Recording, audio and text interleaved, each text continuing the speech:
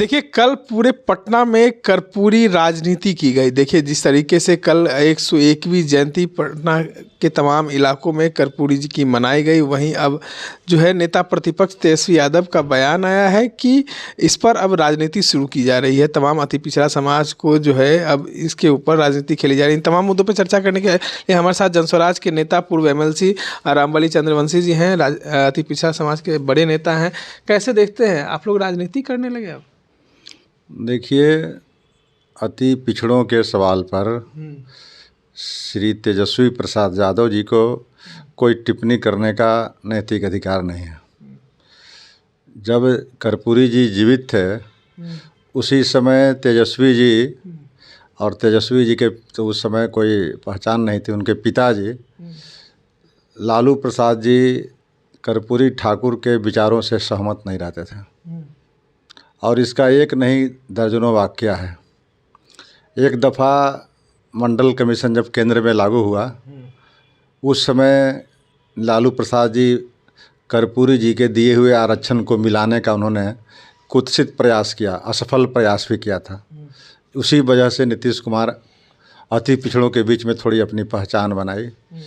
तो इसलिए अति पिछड़ों के हमेशा लालू जी एक तरह से नाटक ड्रामा किए, लोगों को बाल मुड़वा करके मुख्यधारा में लाने का, कुछ लोगों को एमएलसी बना करके, लेकिन जो स्वतंत्रता होती है, राजनीतिक स्वतंत्रता, उन्होंने प्रदान नहीं किया।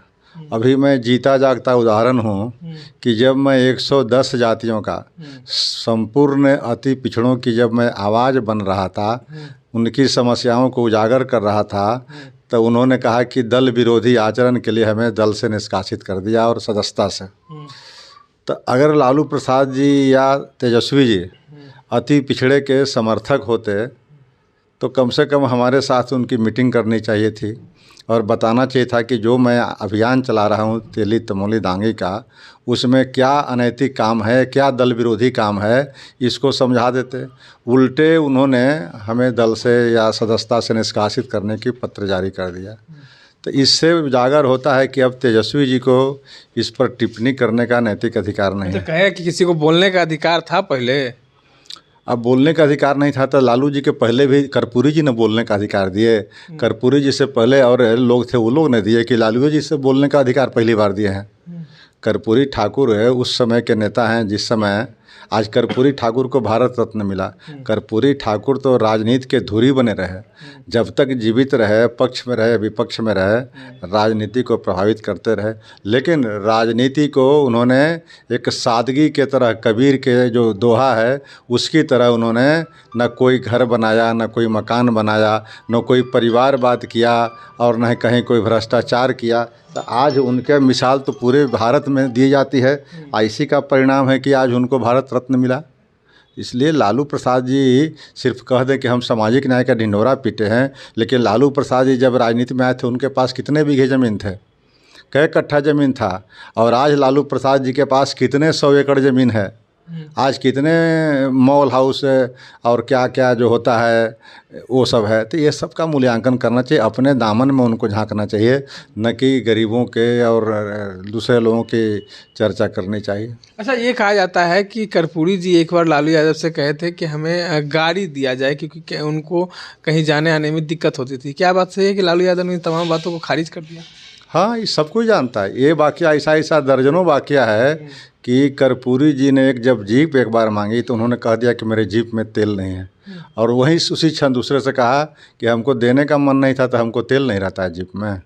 तो इस तरह से कर्पूरी जी का सहयोगात्मक रवैया आप देख सकते हैं कर्पूरी जी के प्रति रहा है। लालू नीतीश कुमार भी कार्यालय पहुंचे, कर्पूरी जी के तस्वीर पे माल्यार्पण किया। लालू प्रसाद भी पहुंचे अपने कार्यालय, कहते हैं कि हम लोग बहुत बड़े सम्मान करते हैं कर्पूरी जी का।